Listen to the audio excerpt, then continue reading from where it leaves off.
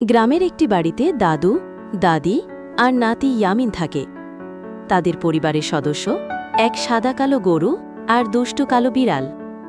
সেদিন দাদি রান্না করছিলেন ভাত আর গরুর মাংস। রান্নার সুগন্ধে পুরো উঠোন ভরে গেল।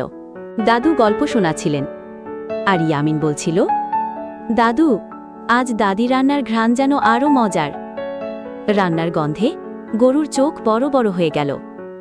সে খুঁটি টেনে রান্নাঘরের দিকে এগোতে লাগল। বিড়াল বিপদ টের পেয়ে দাদুকে ইশারা দিল। দাদু হেসে বললেন, এই গরু একদিন হাড়িই খেয়ে ফেলবে। ইয়ামিন গরুকে আটকাতে দৌড় দিল, কিন্তু গরু সোজা রান্নাঘরে ঢুকে হাড়িতে মুখ শুকতে লাগল। ইয়ামিন চিৎকার করল, দাদি, গরু তো সব খেয়ে ফেলবে। বিড়াল লাফিয়ে গরুর মাথায় বসল। দাদি অবাক, কিন্তু গরু শুধু শুকে হাঁচি দিল আর ভাত ছিটকে পড়ল বিড়ালের গায়ে।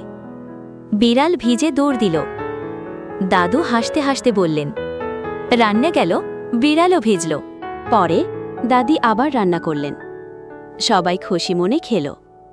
গরু আর বিড়ালও তাদের খাবার পেল।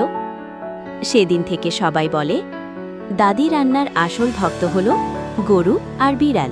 গল্পটি ভালো লাগলে সাবস্ক্রাইব, লাইক এবং শেয়ার করতে ভুলো না বন্ধুরা।